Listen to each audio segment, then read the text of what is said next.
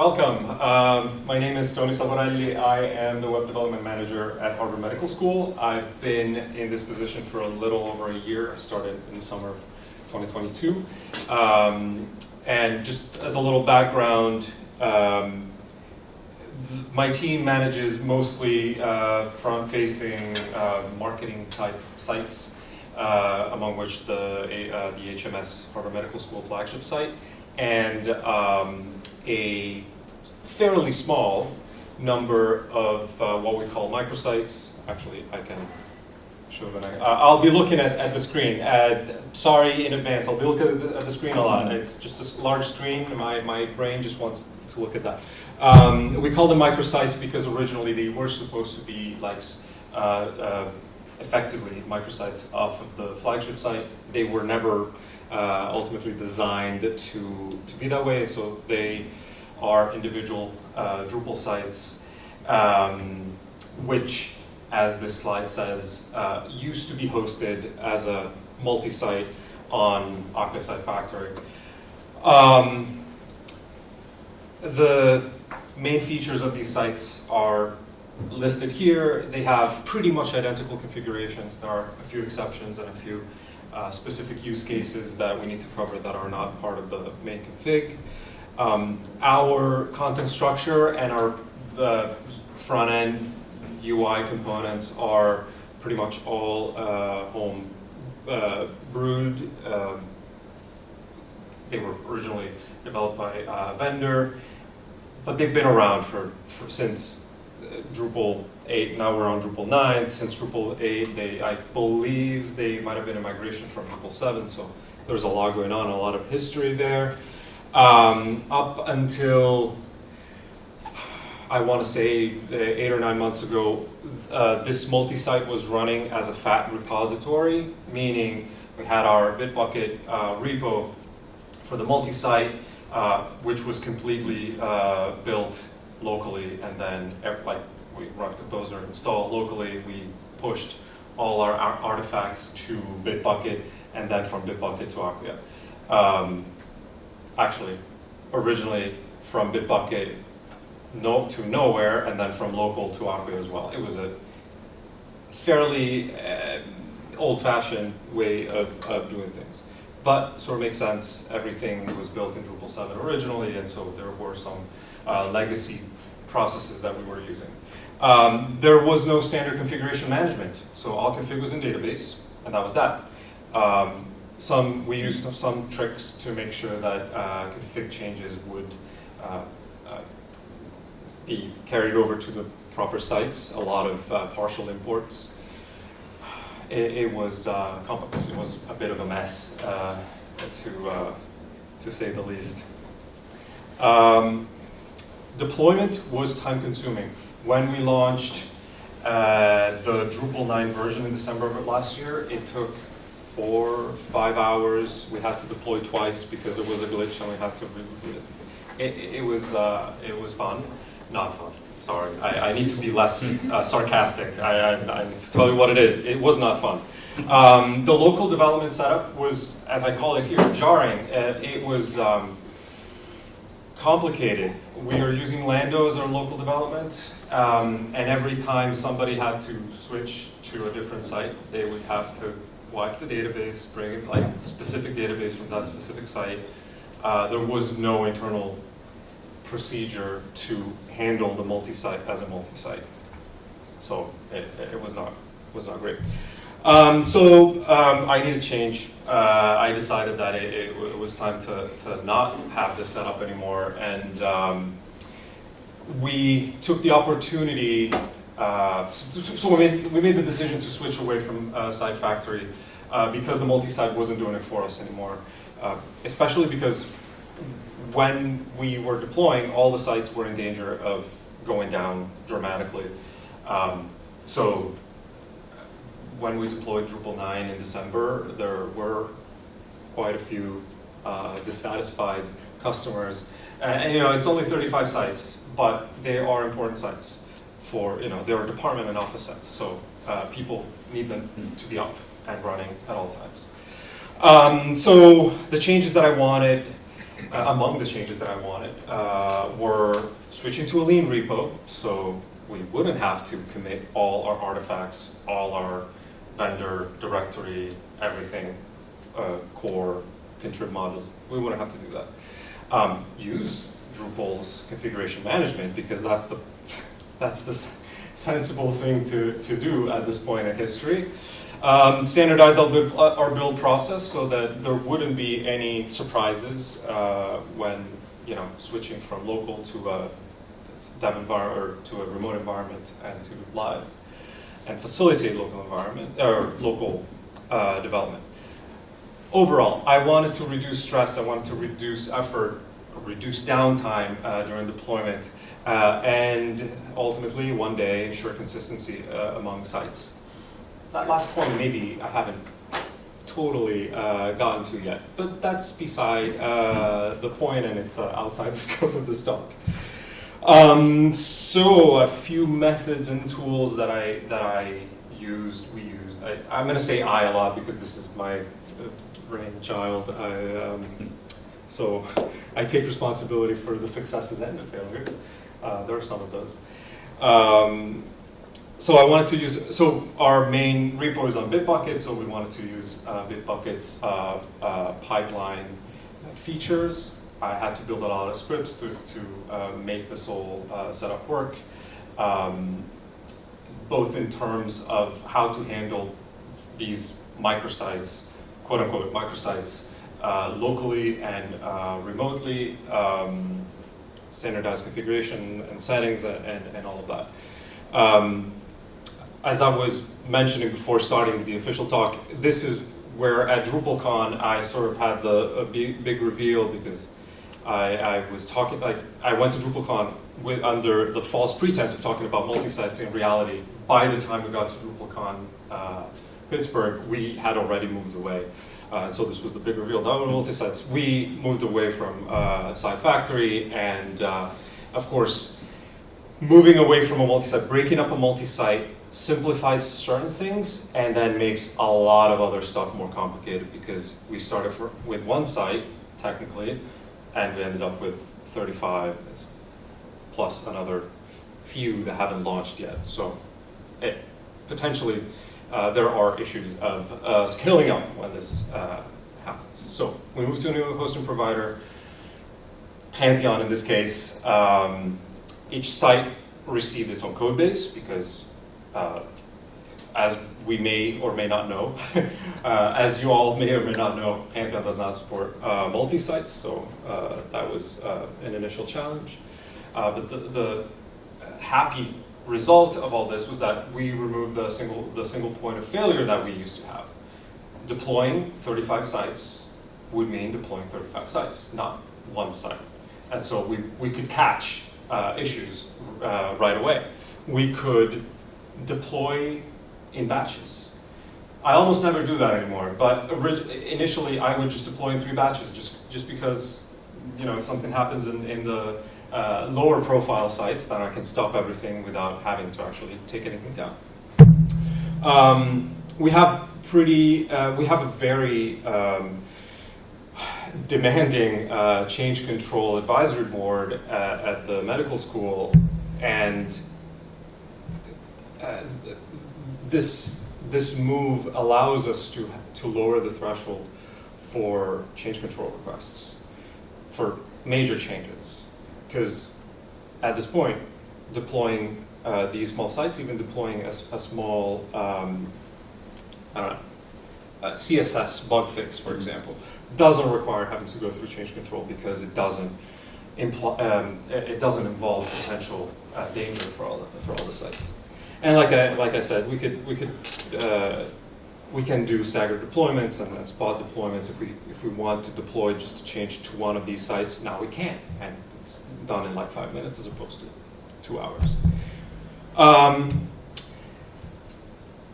My principles are Bitbucket is our source of truth. And now I took a big breath in the wrong spot, but okay, here we go. And I want to allow the remote repos on Pantheon to be messy if needed and expendable. If those repos look weird, if their history looks weird with a lot of back and forth with, and it happens occasionally, a lot of reverting to previous versions, stuff like that, I want that to be okay, because we never look at those repos. I occasionally look at those repos, but we never feel the need to look at the repositories on Pantheon to see what's going on in there, because we are secure in the fact that our Bitbucket repo is doing the right thing, and when we push stuff to Pantheon, everything is in order, and it's always going to be the same across all these sites. Sure. So remote repo is the artifact repository. Yes, I'm going to say remote repo a lot. It's probably my own internal terminology. When I say remote repo, I mean the fully built artifacts on Pantheon. Remote, as opposed to Bitbucket remote, which is neighborhood remote. I want this whole process to be mostly command line driven. Sure, the Pantheon interface is fine. Sometimes it doesn't work, but it mostly gets the job done. I just don't want to have to go back and forth between terminal on one end and Pantheon on the other. It's just a lot of work, and so consolidating everything in a series of command line commands, that was one of my goals. And then, if possible, automate the automatable. I'm getting there. I know that this is a small note that I don't have in here, but it's in my mind. I know that Pantheon, when somebody moves to Pantheon, they are going to try to make you use their repository as the source of truth, as the only repository you'll ever need. I think it's totally fine for smaller sites, smaller setups, like somebody who has like one site or two sites. It's okay, especially somebody without a history using GitHub or GitLab or Bitbucket. It's probably fine to start off like that. Use Pantheon for everything, for your repo, for running the composer managed workflow. That's okay. But we had a pre-existing setup, and I wanted to maintain control over our repository as much as possible. And there are things that I want our pipeline to do that the Pantheon workflow will not allow us to do. Also, I tried to make it work and it didn't work, so that's full disclosure. And at that point, because I already had a pipeline, for the flagship side, I had already built a pipeline before moving to Pantheon. It was reasonable, let's say, for me to build on that process. But of course, long live the multi-site, because we can't run 35 sites locally, and we can't use 35 different repositories for sites that are pretty much the same. I didn't want to simplify, well, my goal was to simplify things, right? So I didn't want myself and my developers to have, my teammates, I don't own them, sorry. I didn't want my teammates to have to suffer because I decided to break up a multi-site. So locally, almost nothing has changed. We're still running a multi-site. We still have a single repository on Bitbucket, except that when we push to certain branches, what gets built once. Yes. I might be lying on that. It might be getting built multiple times, but that's beside the point for now. And then it gets pushed to all the different sites sequentially. So there's a bit of scripting involved in all this. I'll talk about the scripts in a bit. I would like to. One of the things that's important. Of course, Lando out of the box doesn't do this. Lando will set up one database, and that's what you get. But there are ways to get Lando to create multiple databases, and so in our setup, one of the things that I'm doing is to force Lando to create individual databases for each of the sites, Whenever we create a new site, there's a command that we can run to recreate the setup, add a database, or remove a database if necessary, so that each site gets its own database on one end, its own config directory on the other, and all of that. Our branching strategy, well, this is the branching strategy as of June. Things are slightly more complex now, but honestly, the site is a mess to update, so I don't want to go in there. So basically, I needed to maintain some continuity with the way things were done before. So we have a pre-release branch, which is like our regular development branch, and the master branch is what actually goes out to production. Of course, on Pantheon, there's only one master branch. So as you can see, from Bitbucket into Pantheon, everything still goes into the master branch. So one day I'll probably simplify that one too, but for now it's working for us. So our feature branches never get built. They get built, only the pre-release branch and the master branch get built and pushed to the master branch on Pantheon. We have demo branches and other demo slash branches. So anything that's demo slash something also gets built. Our pipeline takes care of pushing a branch name that's compliant with Pantheon's multi-dev setup. So it cannot be more than 10, 11. It's a weird number. Well, in any case, I'm cropping the branch name to 10 characters just in case. What's not appearing here is that if I push anything that's called site slash site name, for example, cell bio, that branch is going to be pushed to the pre-release of the cell bio site. It's technically called HMS-cell bio, but in any case, only one site gets built at that point. So if we need to deploy only one site, we can do that, or not just deploy only one site, but just test only one site, we can do that. One thing that I don't think I have here, but maybe later, I'll say it now. We're also taking full advantage of Pantheon's tagging system. Because these microsites aren't the only sites on our Pantheon platform. There are also a couple of, well, there's Flagship and a couple more standalone sites. But these sites are tagged extensively so that if I say something, if I run my command, one of my commands on, say, the microsite tag, all of them gets acted on. If I run a command on, say, I'm probably going to have an example or two, say SSO-2, that's the second batch when I was deploying SSO on the sites. That was the second batch that I was deploying, and so I tagged the sites that I wanted to deploy in that batch with SSO-2. And so Pantheon tags are actually super useful, and I just use them a lot. So our custom scripts are, there are two and a half, I guess, main scripts sets of scripts that we use.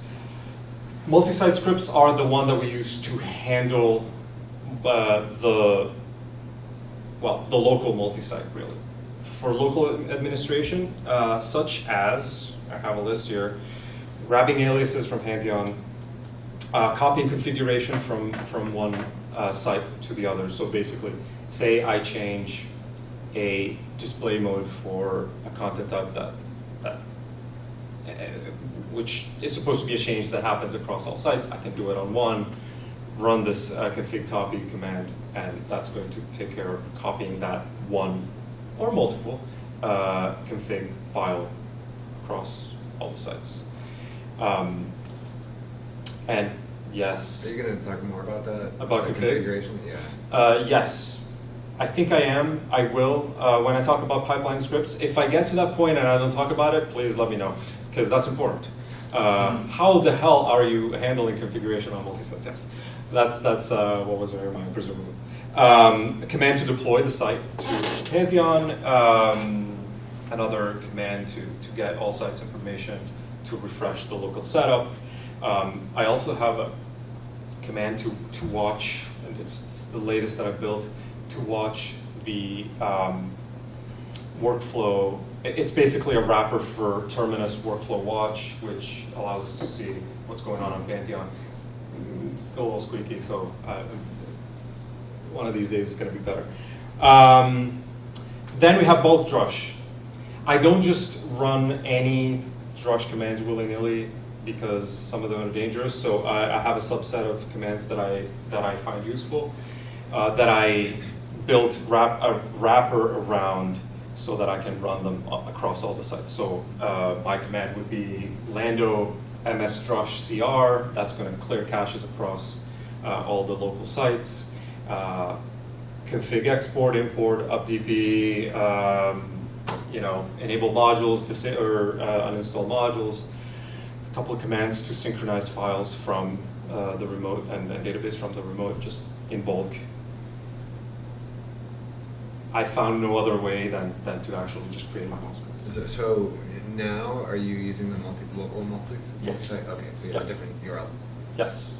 So the only way I could think of to get this done was to create wrapper scripts around existing functionality, because I don't know, I don't think there was another way. And somebody will come up and say, "Yay, there was another way," and I'll be like, "Okay, fine. I learn new things every day." The commands, the drush commands especially, are run locally by default, on the local environment by default. They can be run on any remote environment if needed, except for the dangerous ones. Like, I explicitly forbid live from being, like, anything from being synchronized from local to remote, because because I know I will do it one day just by typing the wrong stuff. So, pipeline scripts, I say plural here, but there's actually only one.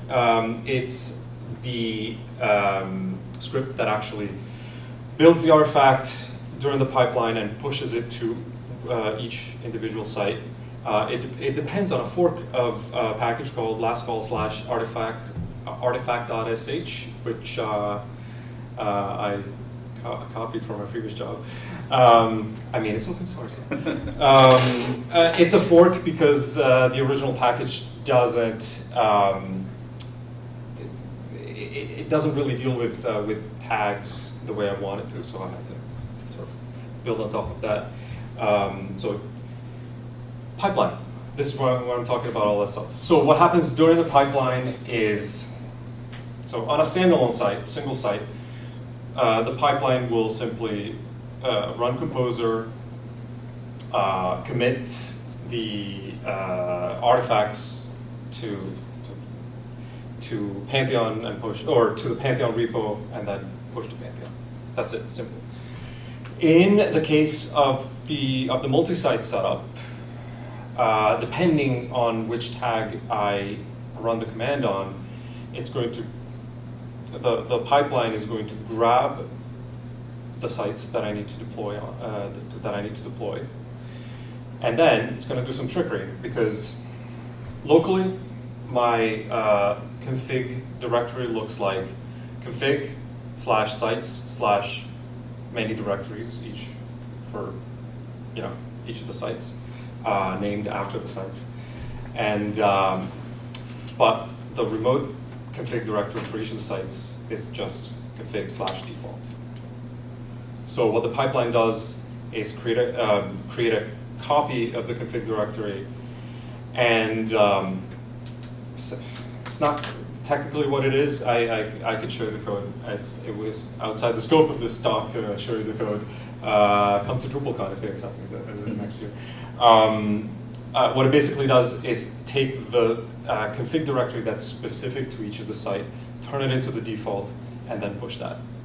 So that the Pantheon repo for each of the site only has the default config directory for that site and nothing else. It's a little overkill, frankly, because in the end these sites are all related, but I decided that I didn't want to risk any interferences. So in the best case scenario is that each site has pretty much only the code that it needs to run. In reality, because some of the sites have slightly different functionality, there are a couple that are special. That also means that all of the sites will also contain a couple of custom modules and maybe a couple of contrib modules that they don't technically need. But as long as the config is not interfering, I'm happy. Was that the topic you were expecting Yeah, that's to what hear? that's what I was about. Was that clear enough? Because it's all in my head. I'm curious if you're using config split. Yes, extensively. On the microsites, we use it mostly to manage SSO across different environments. But yeah, I'm super open to using config split. But config management in terms of providing defaults for all the sites, we're not there yet. I tried, I failed, and well, I'll try again one day. I'm sure I'll get a better idea. The main hurdle in all this was that all my scripts were running sequentially. So if I ran, the equivalent, like the wrapper for terminus deploy, it would run for one site, takes a while. Run for another site, takes a while. Run for another site, takes a while. And when I was at DrupalCon in June, I told everyone, this is my main hurdle right now. This is something that I will need to solve, because if one of my goals was to make deployment faster, that wasn't happening. Deployment still took me about 2.5, 3 hours. I would do it like I would start deploying on test, and then after a while I would start deploying on live, and I felt like I had to watch my terminal all the time. It was not great. And then after my DrupalCon presentation, somebody from UCLA, Seth Hill, came up to me and said, "You know the thing you said you need to solve? We solved it." And with that, he saved me 2 months of work, which was one of the best feelings. Also, the Drupal community works. So we're here because we know it works, but let me tell you, it really, really does. And so that was great, because within the following week, I had a solution to this main problem. And the solution is to use New Parallel, which, well, you're going to have to look up the specifics. It's kind of a tough tool to use the first time. It has some weird parameters that need to be. But I wrapped everything around it, so I constantly forget how it actually works, because I just run my commands. So it allows running parallel commands of any kind. You give it a command, you provide an argument that has the list of your individual arguments, and it's just going to run it. Takes a little tweaking, but it works. Sorry, I need to go into not disturb here because my notifications are bugging me. Sorry about that. Most of our scripts use parallel, except for the pipeline push, and the only reason there is because I'm rebuilding artifacts for each site, and I want to avoid weird interference. It's me being overly cautious, and I also kind of like that the final output of the pipeline is tidy and sequential, because if something goes wrong, at least I know where to look. Hopefully, it's very long, but I know where to look. And the main downside of parallel is that the output looks a little messy. I'll show you how, but in a second.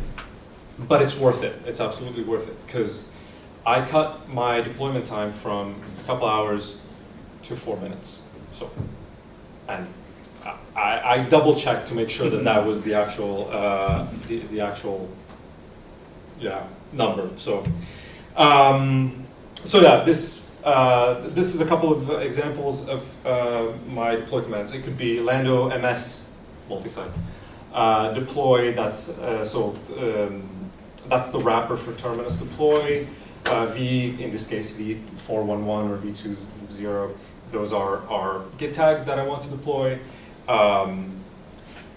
And by the way, since we're here, I'm also going to credit Mike Miles for convincing me just through his NetCamp talk last year to switch to semantic versioning because before that we weren't doing that and it was not fun. And now we're doing this, so that's great. That was a great talk I went to last year. So. And microsite in the first example and SSO2 in the second example are our Pantheon tags that group the sites that I want to deploy. Test and live are just the environments that I want to deploy to. So this command will fetch the git tag that I specified there. If I did it correctly, it should also have a tag message with all my release notes. So it fetches the release notes and runs terminus deploy using those release notes as the deploy notes on Pantheon. So we also get a nice little output on Pantheon as well. And so tags, this is where my tags went. I moved stuff around at 5:30 this morning. Don't ask me. But in any case, yeah, this is sort of like an example of what we do, or how extensive. I mean, it's just tagging. It's not rocket science. But, so without parallel, this was sort of what I was facing every single time. I had these two windows open and was deploying tests and I was deploying live. I don't have the runtime at the end, but it was long. It was painful. It was unpleasant. With parallel, this is my messy output. So the advantage is that I also put a little timer. Actually, done in 2 minutes and 21 seconds. I like that. Better than 4 minutes. So we don't get neat progress bars because at each step the progress bar is being recreated and output into a separate line. So that's the messy part. But the advantage is that we can prefix each line with whatever argument we find useful. In this case, site name and environment. So at least, even though it's messy, I can go in and see where things were happening for which site, and basically at the end, when I see deploy code or deployed code to live, then I know that that site is done. And I can double check on Pantheon that everything is fine, but I know that that's done. And at the end of it, I get a nice little deploy log or deploy message on Pantheon, so I don't have to go in and actually do it myself. So the previous slide, those logs, did you see that in GitHub Action or in your log? Or The previous one, yeah. So this is on my terminal on my local machine. Okay. This is just when I run the command. That's what I get. Okay. So normally we would get something like This is in GitHub. something like that. No, This is also internal. This is internal. So normally we would get a nice little progress bar, and this is the output of terminus deploy. We would get a nice little progress bar here. What did I do? But then of course that can't happen because parallel is splitting up all the output and taking control of that.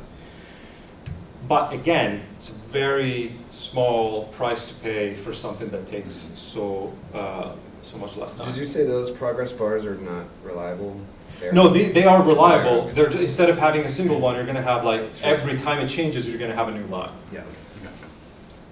Maybe one day I'll find a way to do that, but I'm getting the job done here, so. So this is the end result on Pantheon, and if all goes well, the site is also on Pantheon. We're running Quicksilver scripts, which run clear caches, updb, config import, the usual stuff. So we don't, and it usually runs them correctly. Usually, so we don't need to. All we need to do is just do proper QA, and that's it. So room for improvement. I had this slide at DrupalCon as well, and that was the room for improvement that I still needed to get to. Concurrent bulk operations, done. Bulk monitoring, I'm saying done, but it will get there. One thing that I would love would be to have pipeline-driven deployment so that I don't have to run the command locally. Still haven't thought that through, but one day I would like to just trigger a pipeline to deploy all these sites, and the pipeline takes care of all that, so I don't have to do it myself. As part of the automate the automatable goal that I had in mind. A few more things, and the Pantheon Composer managed workflow. As I think I mentioned at the beginning, I decided not to pursue that because hopefully it's also clear after seeing all of this, there's so much going on our side that the standardized Composer managed workflow in Pantheon probably wouldn't be able to handle that, and I'd rather keep the reins tight. So hold the reins tight, whatever. In any case, so that's strike through in red because I'm not going to go down that road. The setup isn't perfect. The underlying code is very specific to our setup. There are hard-coded, many things hard-coded in there, including our organization name. Because, I haven't open sourced it yet. So it's also specific to Pantheon and specific to developing locally using Lando. So that's the state of affairs right now. I'm hoping to expand it to DDEV in the coming months. I know that DDEV is getting a lot of traction. And also, one of my teammates uses DDEV, and I want her to be able to enjoy the fun stuff as well, because it makes sense. Still somewhat messy and non-standard. When I left DrupalCon, I told myself and others I was not going to build a whole little Symfony command line tool. Of course, I built a whole Symfony command line tool. It's not, but it's like only halfway there. It's not using like Robo or anything like that, like Drush would, just because. I mean, call me lazy, but yeah, you'd be correct to call me lazy. I just needed to get to a point where it would do what I wanted, and all the fancy stuff maybe will come later, if and when I decide to release it to the greater public. I would like to, honestly, because I think this would be important. Yeah, I think that's pretty much all I have for you. So thank you very much. And that's my email address. Thanks, Tom. Quick question. I know that you had moved from Acquia to Pantheon. I imagine that you considered the Acquia microsite approach too. What were the drawbacks of that to go where Pantheon was a better idea? So we need another talk for this. So our setup on Site Factory was just, it tied the sites together in a way that it made it fundamentally dangerous to deploy code in certain situations. So when I think I mentioned at the beginning when we deployed the Drupal 9 upgrades last year, we had a small glitch on one of the sites, and we had a few sites, pretty much all the sites down for a while, and we had to go to the community of users and say, hey, we need a little bit more time. Sometimes it's okay, sometimes some higher profile sites need that uptime, and I get it. They don't like the idea of last minute issues. So I don't know if this answers your question. It was just too monolithic, basically. I needed something that didn't require potentially bringing down all the sites to save one. So let's say not Site Factory, but if you're doing like a separate code base for each of the microsites at Acquia. Oh, I see what you're saying. Could it be like, was it because like you wouldn't be able to deploy the code? No, I wouldn't. I believe that this setup can work on any hosting provider. Our scripts wouldn't yet, but one day. But the setup would, and I'm saying Pantheon here because we're using Pantheon, but any hosting Yeah. provider that has a similar. So would it make a difference if you, in a year or two, if you saw that Site Factory, which is true, because Site Factory is moving from Cloud Enterprise to Cloud Next and Kubernetes, would that make a difference to you? Would you then consider re-examining Site Factory? If it's cost effective, Okay. which is also another issue. I mean, we won't go into that obviously, but it was a big consideration. They are developing some other models. Yes. I was going to say, with regard to what you were saying just before that, anything that's specific to, like, you're leveraging Terminus here because you're using Pantheon, but there's, the Acquia ACLI or whatever. Yep. You know, there's a very Yep. equivalent kind of controls that you would just have to swap out the equivalent commands. Yep. And I'm sure, but again, Yep. I'd have to see the source code, but it probably, in most cases, there's like a one-to-one. Yep. Originally, I was going to build this thing around that, and then we decided to move out of Site Factory, and so inevitably I had to refocus. But I hope that Oh, it answered. did. Yeah, thank you very much. I Perfect. appreciate it. Hi, I'm sorry I missed the first part. So we are in the middle of the Acquia to Pantheon right now. Pantheon introduced us GitHub. Yeah. I don't know if you already talked about that or So didn't use it or why you didn't use it. our repositories were hosted on Bitbucket. So that is our Git provider. I think it doesn't matter if you're on Bitbucket, GitHub, GitLab. They all have their own CI/CD pipeline, whatever you want to call it, solutions. And so I'm talking about Bitbucket pipelines here because that's what I use, but there's no reason for that not to be.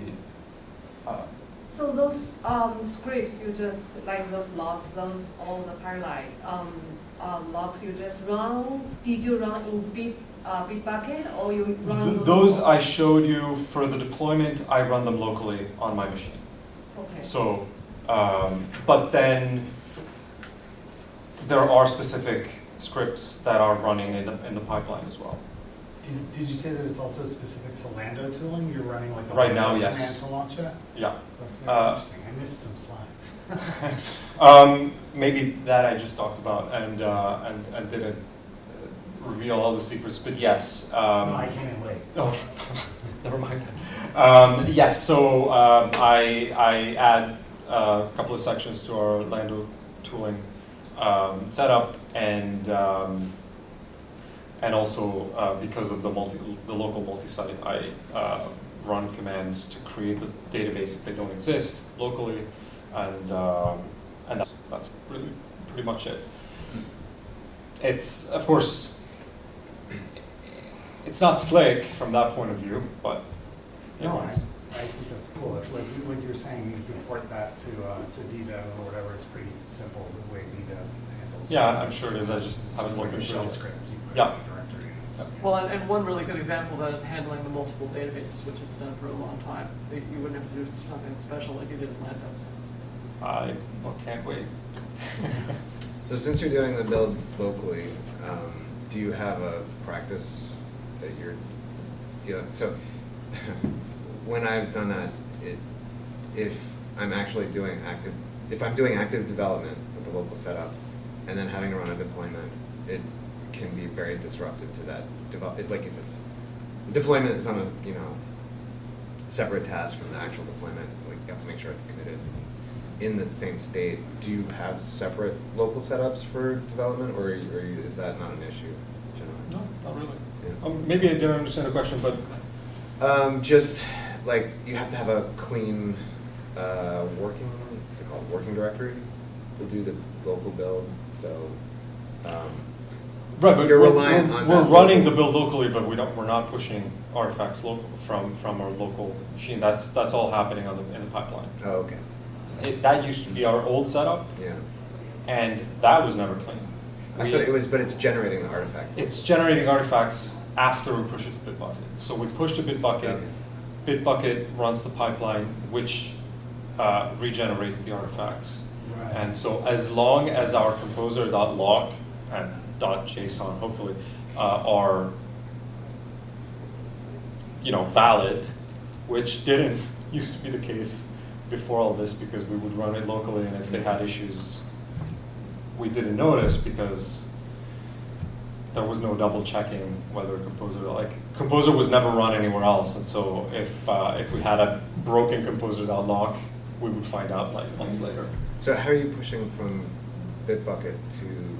The pipeline is doing that. From Bitbucket to Pantheon? Yes. Okay. So basically what the pipeline does is understand what sites I want to push to, builds the artifacts, does the trickery with the config directory, and then pushes the artifacts That's to... happening on pipeline? Yeah, pushes the artifacts to each individual site. But that also happens for our standalone sites. The standalone sites are the same except for the part where it needs to figure out which sites to push, because it's always the same. Yeah, I thought that was happening with Lando, but Right. No. That part is happening on Bitbucket. Lando, I want to keep things clean locally, so there's our .gitignore file is very well maintained, let's say. So that pipeline scripts, did you write that? Yes. You write that inside Bitbucket?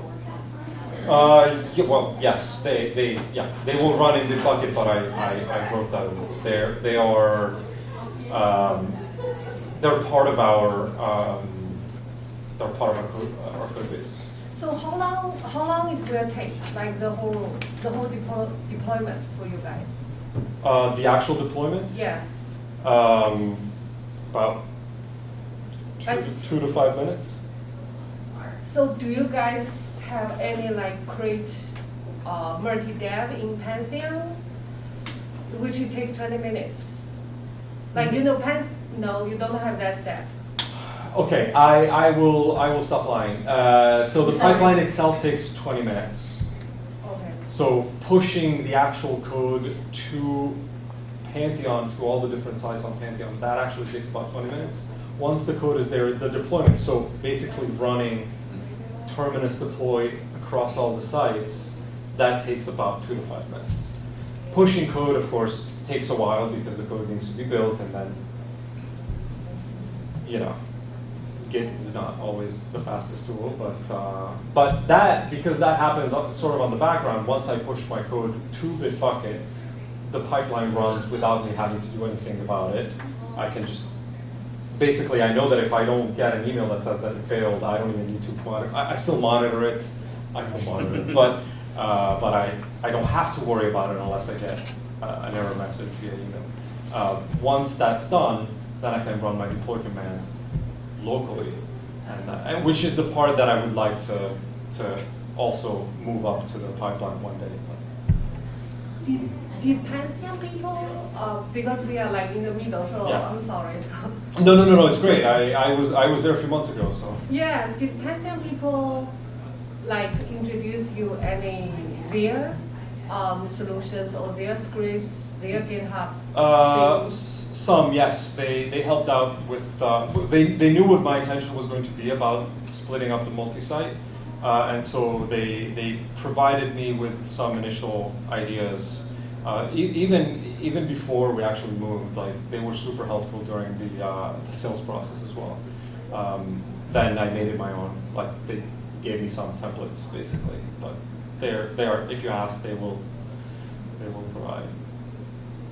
But if I get accepted at DrupalCon, that's going to, in my intention, be a more technical, actually technical talk with examples, and hopefully I can say, hey, the script is here, lives here, you can go grab it and make it your own. So, I think it might be time for us to break up the session. So thank you again. I hope this is